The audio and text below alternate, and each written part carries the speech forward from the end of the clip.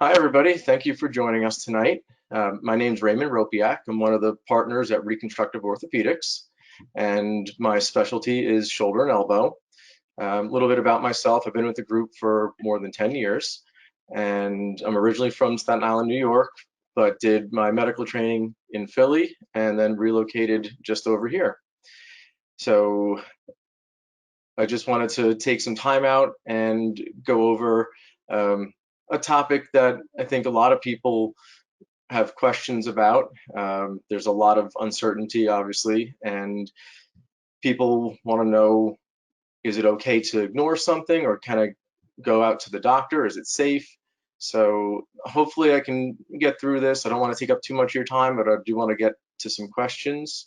So without any further ado, this has pretty much been all of 2020. So coronavirus has taken over up until the last couple days, but coronavirus has made life extremely difficult. Up until the beginning of the year, it seemed like we all had fun, games, entertainment, family, friends. Life was moving as normal, and then everything was suddenly canceled. So everything came to an abrupt halt very quickly. Everywhere we looked, we were being told to stop the spread, to stay home. Stores were closing, offices were closing, people were working from home. Um, so basically, we were told the right thing to do is to not go out, and a lot of that meant not seeking the normal treatment that we would. So that's something that is concerning. Uh, but it's been several months, and life is starting to take on a new form. Um, Now, through all this, Reconstructive Orthopedics has remained open, and its providers were available for care for emergent and urgent non-elective procedures. Um, so although we did limit hours, limit the number of patients who could be in an office at any given time, we did not fully close down, and there was always physicians and our physician extenders available.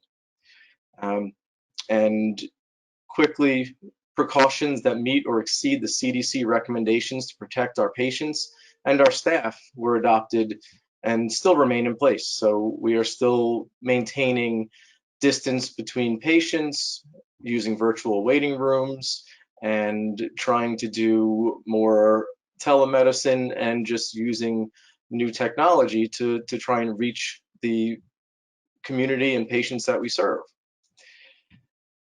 But as I said, we're getting back to business, and elective surgery resumed as of 5/26.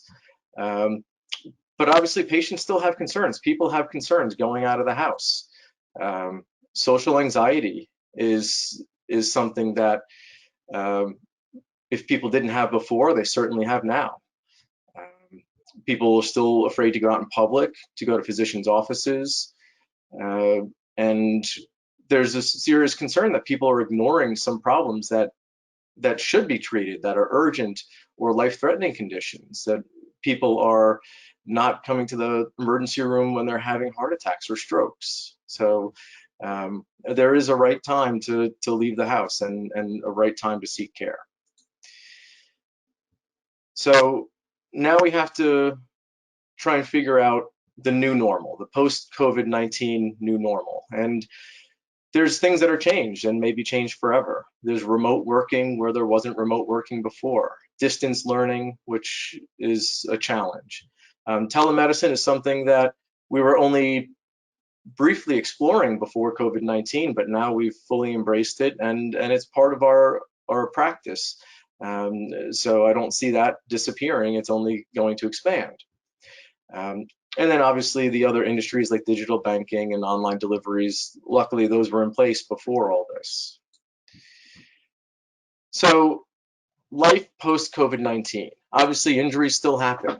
Fractures and tears, although they can be delayed, they can only be delayed for a short amount of time. Um, so those things are more pressing. But what about these insidious problems that people had before the COVID-19? The chronic pain, the degenerative conditions that debilitated people, but not to the serious extreme.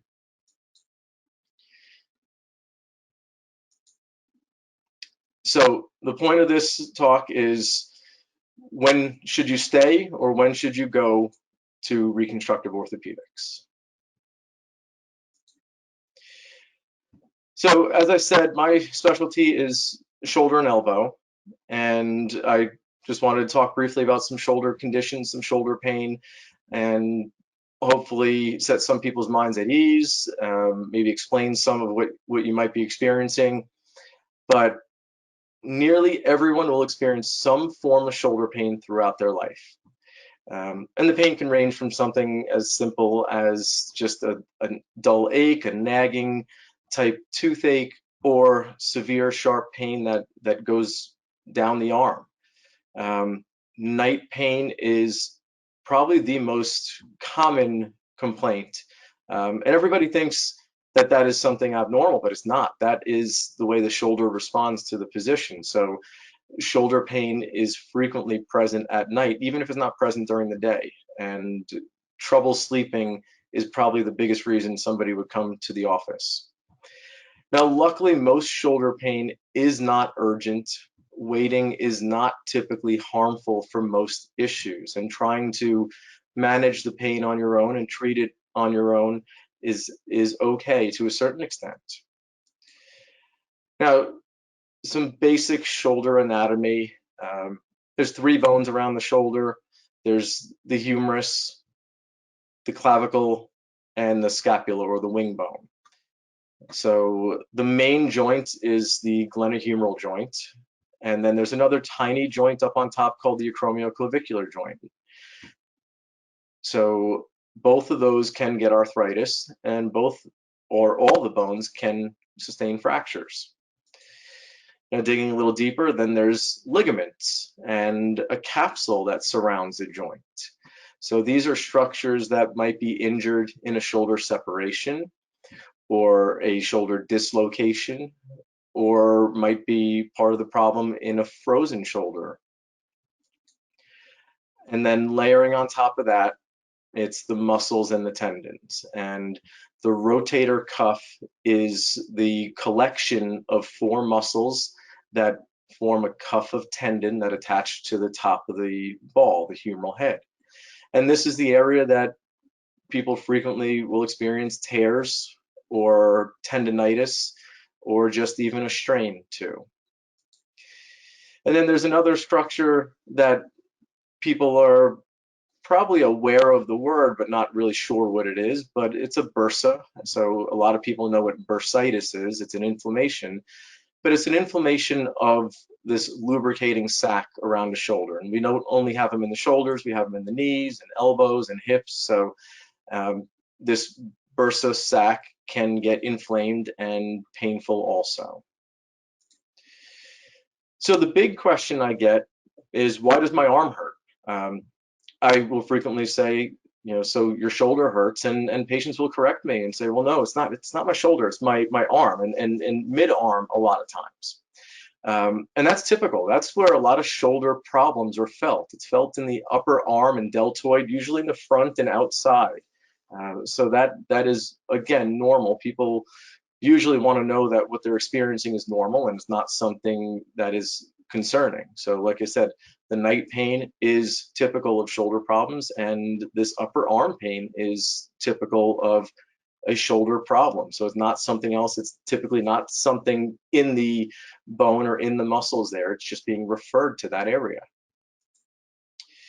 And part of the reason that the shoulder or arm hurts is that the shoulder joint is the most mobile joint in the body. It gives us all that lovely freedom, but it also makes it more susceptible to injuries. So using analogies, the shoulder's been compared to a golf ball on a golf tee, but obviously turned on its side, or a seal balancing a ball on its nose. And it really is a balancing act. Trying to keep that ball in a small socket is the big challenge. And most of that stability falls on the rotator cuff and the surrounding muscles. And people always ask, well, why did this happen? It didn't hurt before. And, unfortunately, just like cars, the body has parts that do wear out over time. So um, it is a common issue that the longer we live, each decade, there's increasing likelihood of tearing, increasing likelihood of arthritis. And those conditions, as we live longer, happen more and more frequently. So some of the common causes of shoulder pain, rotator cuff issues.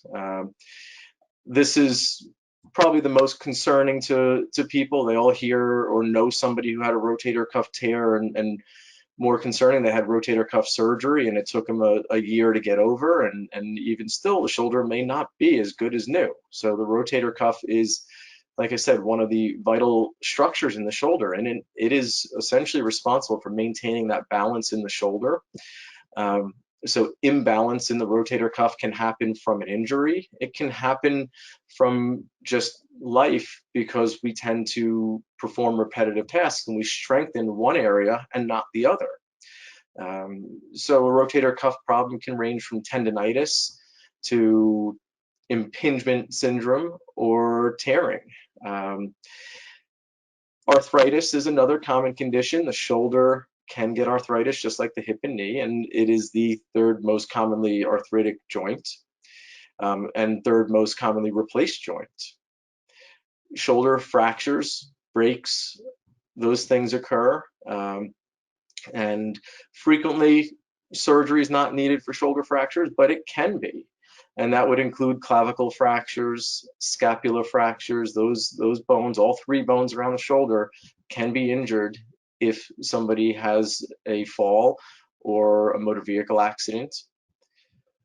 Another condition that some people may have heard of, but very few people really understand what it is something called frozen shoulder. The medical term is adhesive capsulitis. And for lack of a better description, it's a stiff, painful shoulder, and it comes out of nowhere. People don't do anything to earn it. It's nothing that they did wrong. It does happen more often in diabetics, and there is some association, we believe, with thyroid disease or other autoimmune conditions.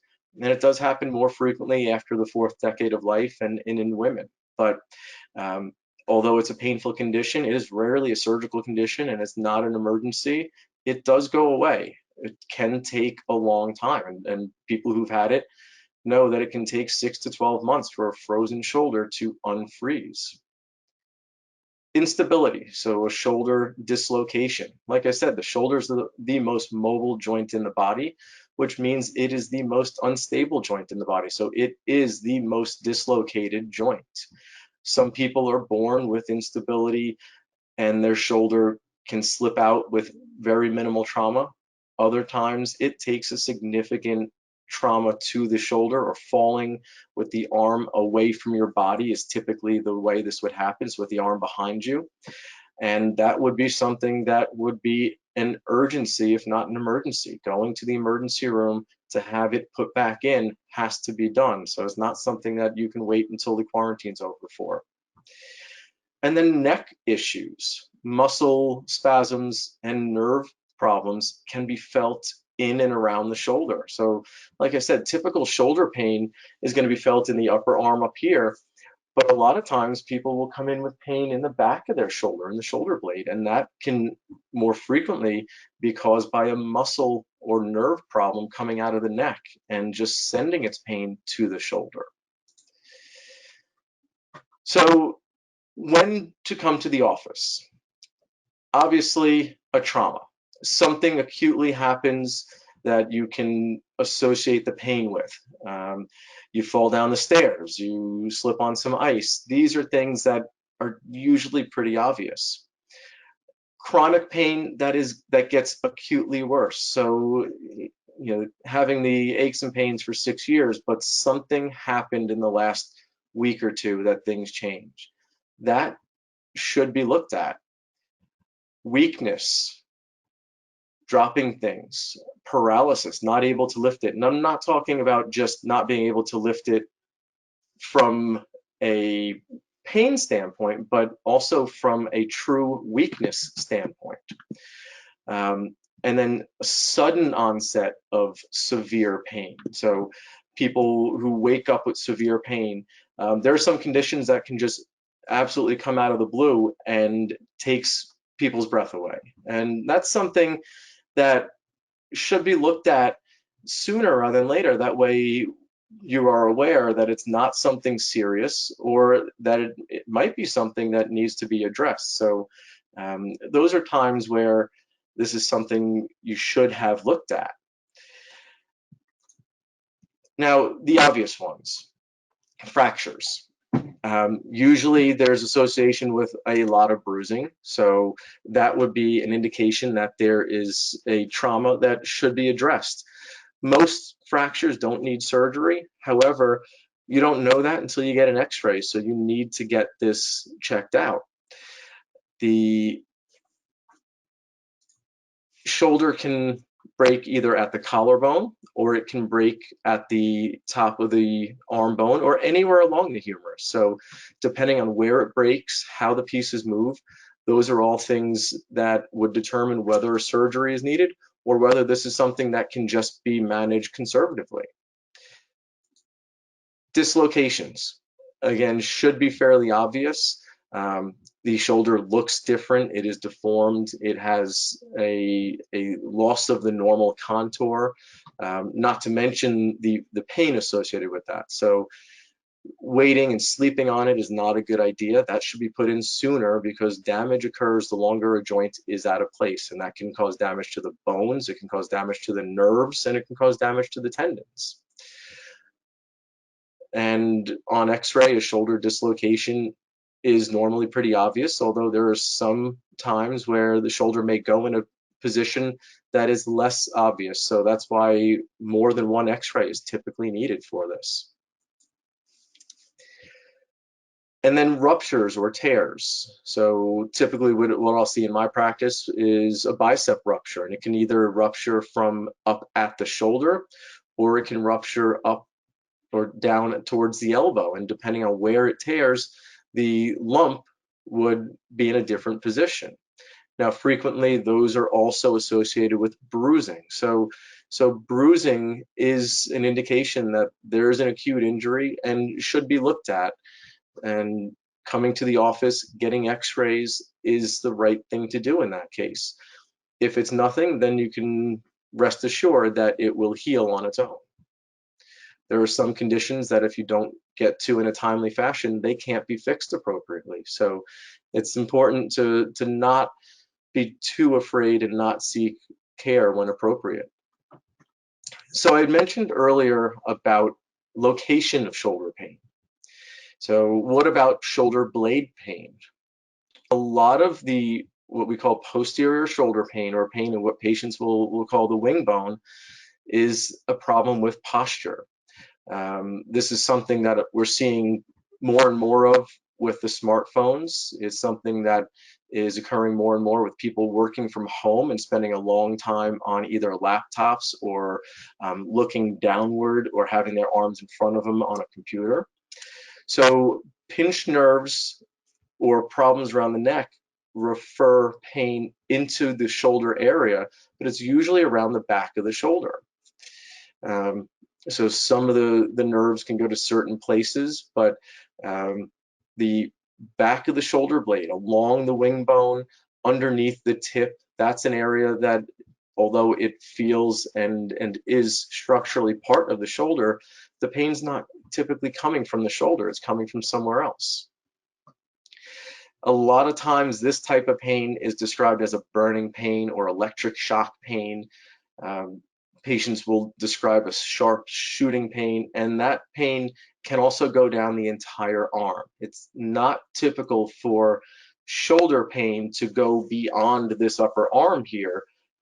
If it goes beyond that, past the elbow into the hands, that indicates that it might be more of a nerve issue. So something to be aware of is just the posture that we have sitting at the laptop, sitting at the computer, looking on our cell phones. The average weight of the head is 10 to 12 pounds. And if it is neutral over our body, that's what the neck feels. But for every inch that the head moves forward, it increases the weight of the head on the neck by 10 pounds. So if you're severely looking down, your head essentially weighs 50 or 60 pounds at that junction of the neck and the shoulder blades where people feel a lot of pain. So good posture is very important. And unfortunately, laptops are not suited to maintain good posture. They have small keyboards, they force your hands in front, and the screen is downward. So it is tough to get the screen up to eye height and still have a keyboard where your arms aren't up like this, where your arms are down low. The cell phone is notorious for this, and it even earned its own name. This is called text neck. So again, the main point here is to reassure people that there are times it's okay to stay home, and there are times where you should be seen.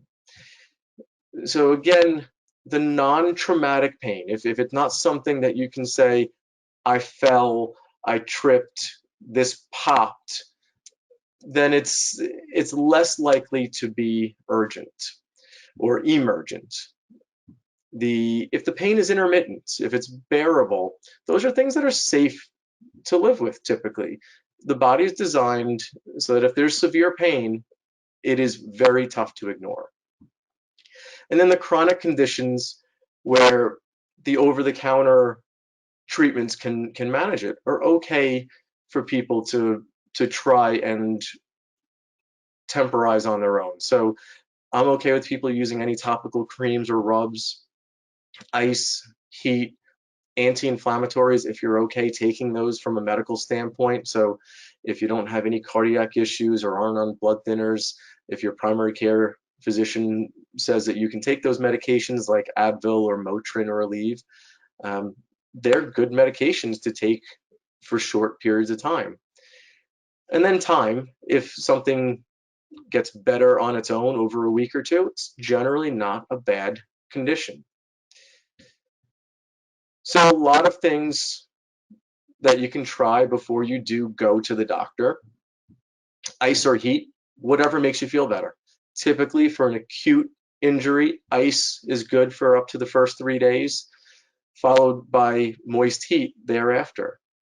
But if you felt better from day one putting heat on it, put heat on it. It's not going to make something heal quicker. It's just trying to make it hurt less. Like I said, I'm okay with any over-the-counter ointments, creams, rubs. Really, it's the dealer's choice here. None have been proven to be better than another. It's just whatever formula works for you. Tylenol or acetaminophen, Tylenol is a brand name, according to the product dosing, the extra strength Tylenol or even Tylenol arthritis can be used. And again, something that you don't want to take forever. Generally, for a week or two, it's okay, but you do have to get some laboratory tests if you're on Tylenol for a long time, namely for the liver. So it is something that if you're taking it for more than a week or two, it's a good idea to at least check with your doctor or make sure there's not something more that you're masking here. And then the anti-inflammatories, as I mentioned, you need to make sure that you're able to take them if you don't have any bleeding issues. Stomach reflux is a huge issue with the anti-inflammatories, and heart conditions. So if you have a pre-existing heart condition, a lot of times the anti-inflammatories are not available for you to take.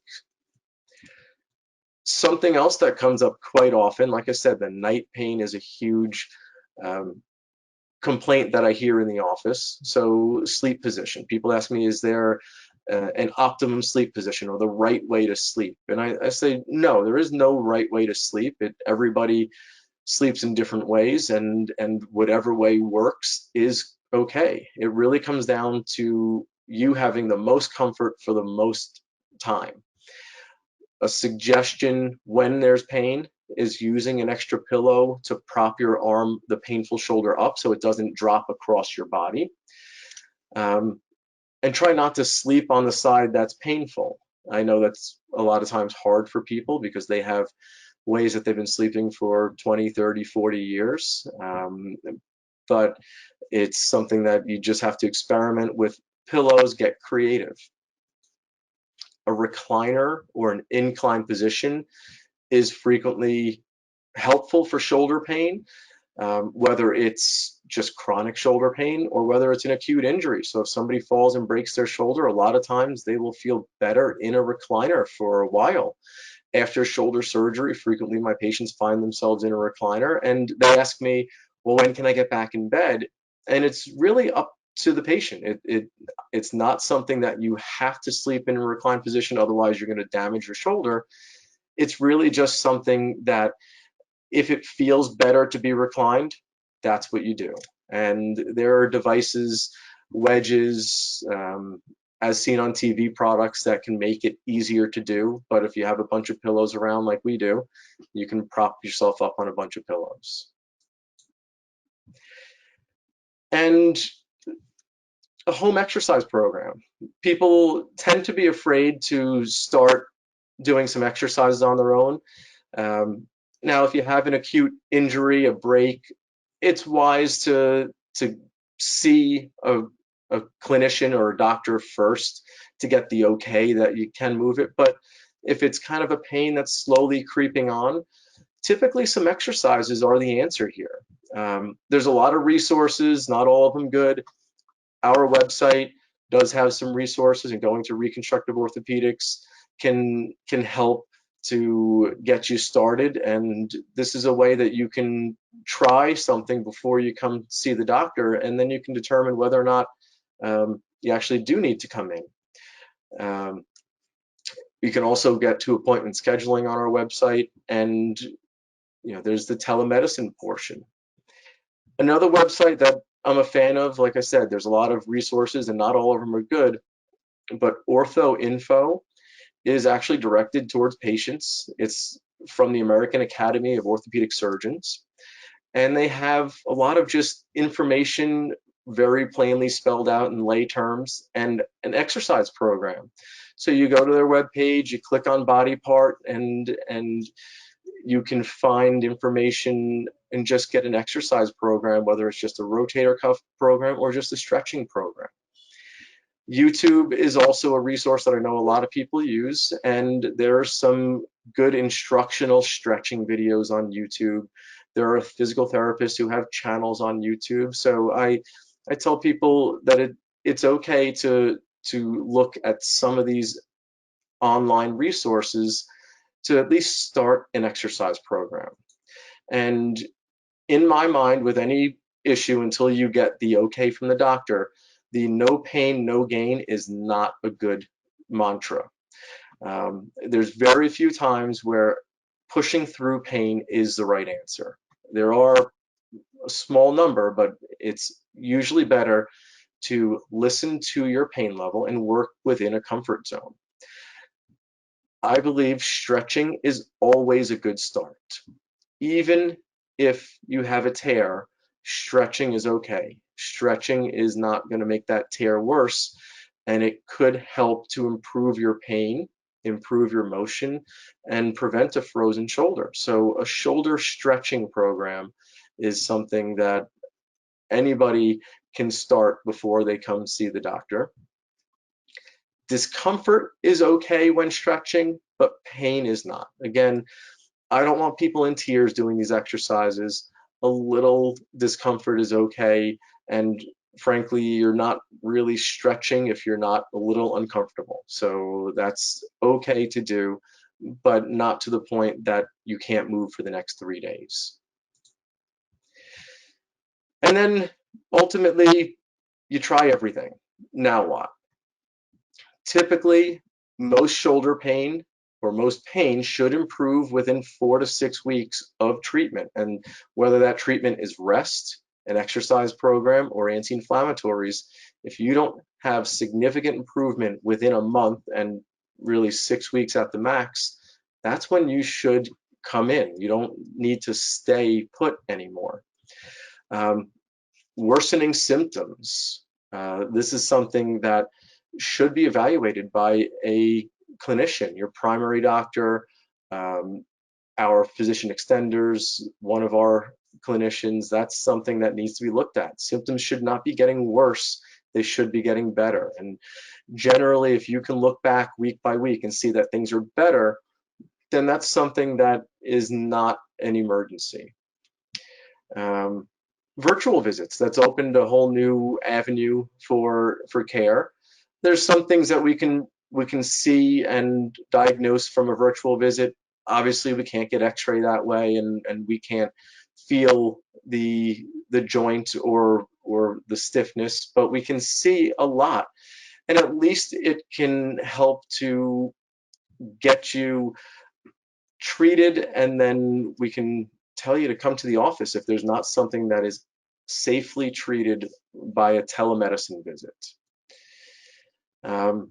Coming to the office, making the diagnosis can happen in the first visit. It doesn't typically need an MRI scan or an x-ray beforehand.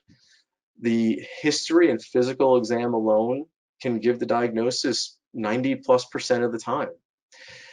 In the office, we can do plain x-rays. We do not do advanced imaging like MRI scans or CAT scans in the office, but oftentimes those things aren't needed to make most diagnoses. They can help to fine-tune a diagnosis, but plain x-rays can show arthritis. It will show a fracture. It can show something called calcific tendonitis. So the simple act of getting an x-ray, a lot of people think it's not helpful. It is extremely helpful, and not only for what it can show, but what it doesn't show. So if it doesn't show any of these conditions, then maybe it's something like a frozen shoulder. So the x-rays show us a fracture, and that's how we make our decision. Is this something that can be treated in a sling and just time to heal, or is this something that a surgery is going to be needed for? And if surgery is needed, getting to that sooner rather than later is typically the right answer. Generally within a week or two, most fractures should be treated. Then I mentioned something else called calcific tendonitis. It shows up on x-ray, and it is something that can absolutely come out of the blue. People will frequently just wake up and not be able to move their arm. It's severe pain. Absolutely everything they do hurts, and there's no trauma associated with it. If somebody goes to the emergency room or urgent care with shoulder pain, and it's not because they had an accident, most of the time when I see them, it's calcific tendonitis. It is that bad.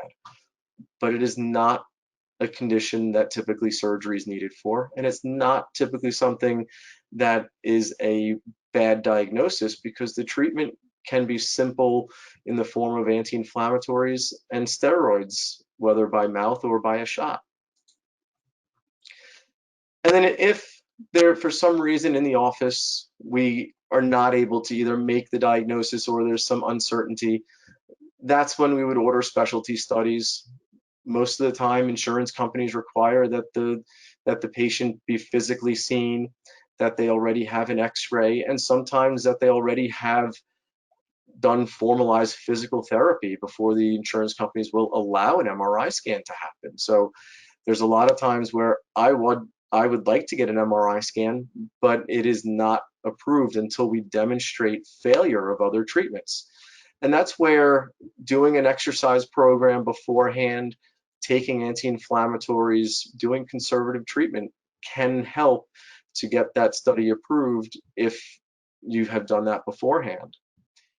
And then an MRI scan, a CAT scan, bone scan, ultrasound, they're each done for different reasons. So the MRI scan will show different structures that a CT scan will show the bone in better 3D. Bone scans are used for more diffuse conditions, and an ultrasound is something that can show blood clots or other even tendon issues in real time. So basically, the conclusion that I just wanted to hit home here is, luckily, surgery is rarely needed for most shoulder problems. So I don't want people to come in and automatically think surgery is the answer. conservative home management can be started even before you come to the office.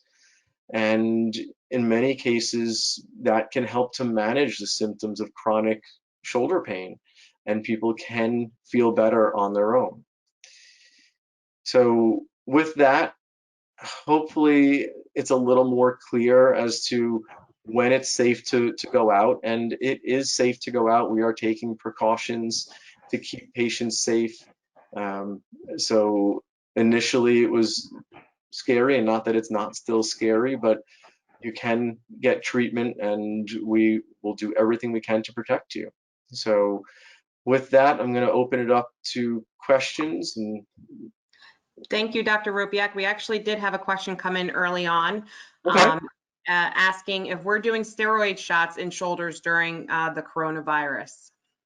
Yes, so we still are doing steroid shots if medically appropriate for the condition. Obviously, concern is that steroids can lower the body's immune system. There hasn't really been a good demonstration that a joint injection does that to an extent that is dangerous during the COVID-19 pandemic. So we still are doing the musculoskeletal treatment, including cortisone injections. Now, I still, before every injection, discuss with the patient what the risks and benefits of steroids are, because steroids are not a miracle. Although they can feel like it for a short period of time, it's not doing any good for the tissues it's being injected into. It's not making them stronger. And so I want people to understand it's not fixing a tear, it's just making it hurt less for some period of time. Thank you. Thank you again for your presentation. We'd like it to open it up for more questions. If anybody has questions, please feel free to type them in the chat box, or if we don't have more than one person speaking at a time, please feel free to unmute yourself and ask your question.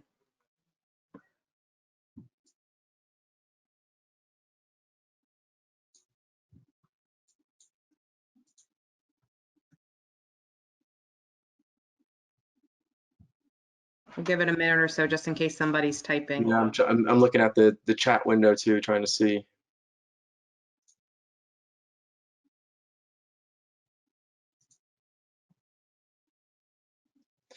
Yeah, like I said, now's the time that, you know, things that have been put off for months can be looked at again. Like I said, we are doing elective surgery.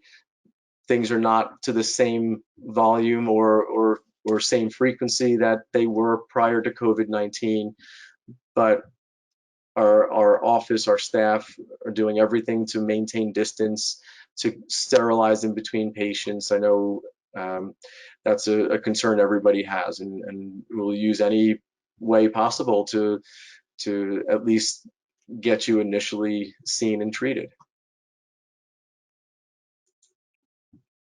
Are there any other questions tonight? Like I said, feel free to unmute yourself and go ahead and ask your question. We'll give it another minute.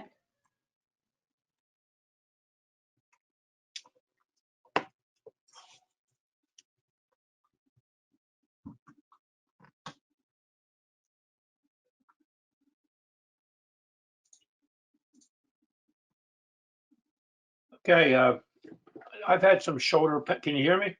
I can hear you, yes. I've had some shoulder pain for 2 or 3 years now, and my family doctor said I have arthritis and some bursitis on my left shoulder, well, both shoulders, but the left is the worst. Okay. So he's been giving me some cortisone shots every 3 or 4 months. It seems to help quite a bit.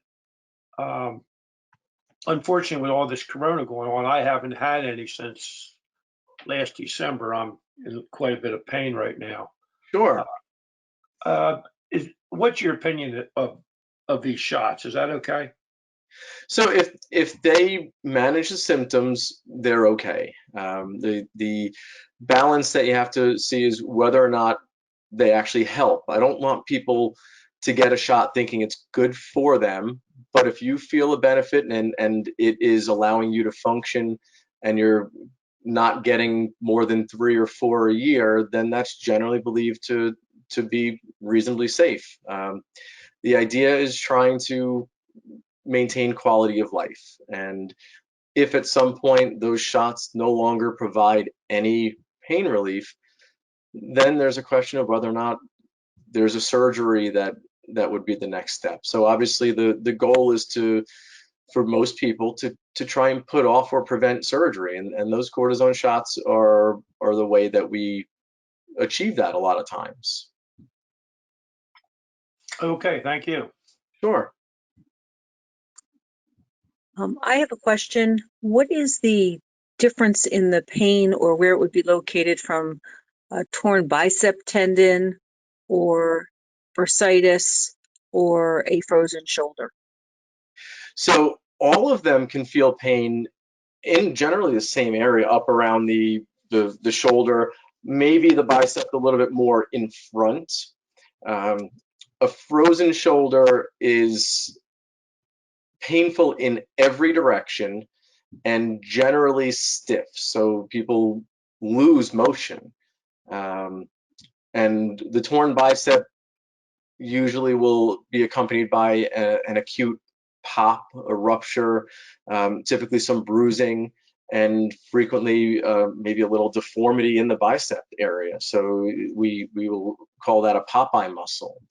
But generally, all of those conditions are around the same outer portion of the shoulder.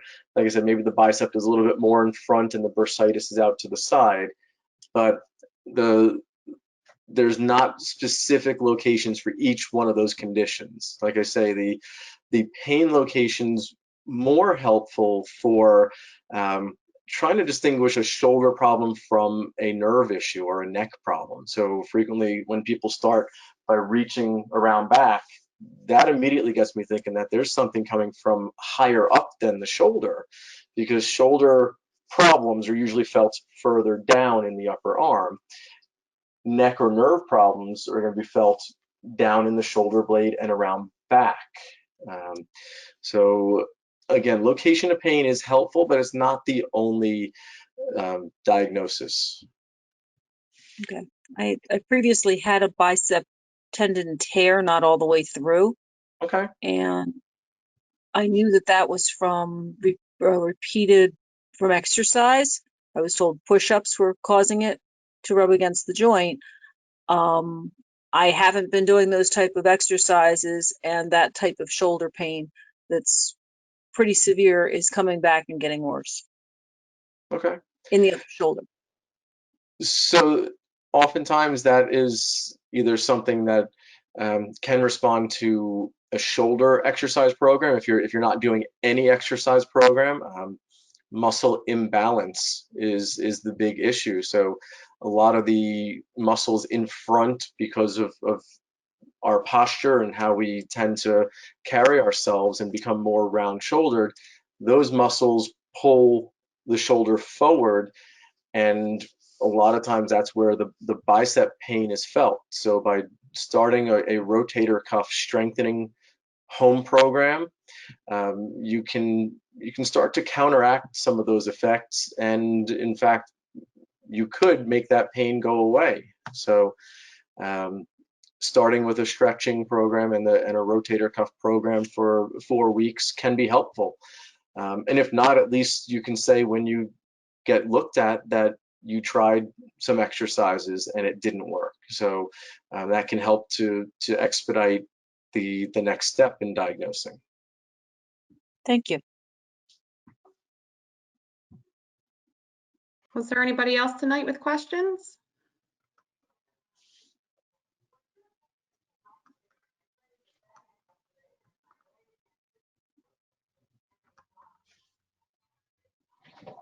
All right, well, if there are no other questions for this evening, Dr.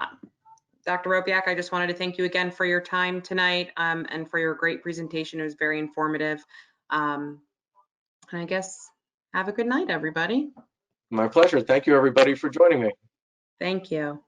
Have a good night. You too.